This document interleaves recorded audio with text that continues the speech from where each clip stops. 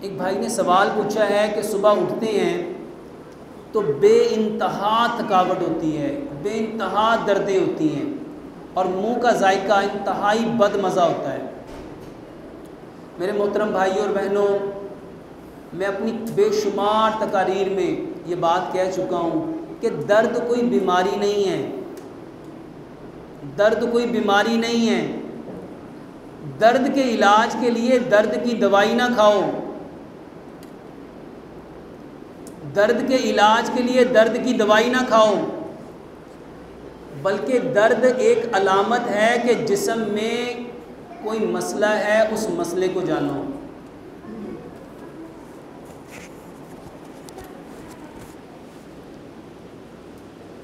मेरे मोहतरम भाइयों, किसी भी किस्म की दर्द है, चाहे सर में है, चाहे कंधों में है, चाहे जोड़ों में है, चाहे पट्ठों में है, चाहे हड्डियों में है, इसकी सिर्फ एक वजह है। और वो वजह क्या है? जब आपका खाना हज़म नहीं होता, जब आपका खाना हज़म नहीं होता।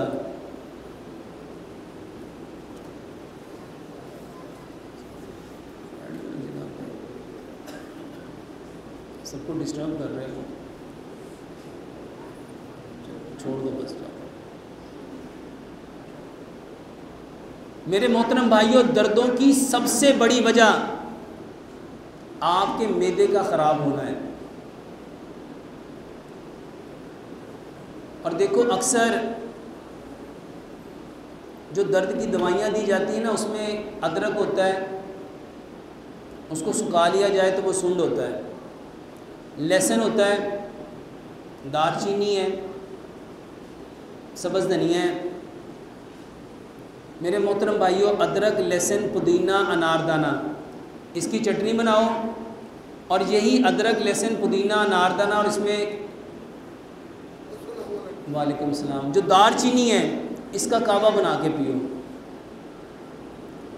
ये जो अदरक, लहसुन, पुदीने, अनारदाने की चटनी बराबर मिकदार में, ये चारों चीज़ें बराबर मिकदार में, हस्बे जायका इसमें सब्ज़ मिर्च मिलाओ। हर खाने के साथ 2 बड़े चम्मच इस्तेमाल करो, खाने के अंदर डाल लो, सालन में डाल के इससे खाना खाओ। और अगर चटनी आपको अच्छी नहीं लगती तो मेरे मोहतरम भाइयों, इसमें दालचीनी मिला के, यही सारी चीज़ें, इसका कावा बना के उसको ठंडा करके पियो।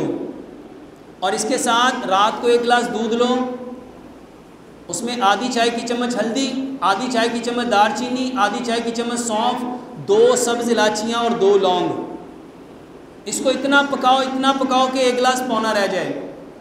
इसको सोने से पहले पियो।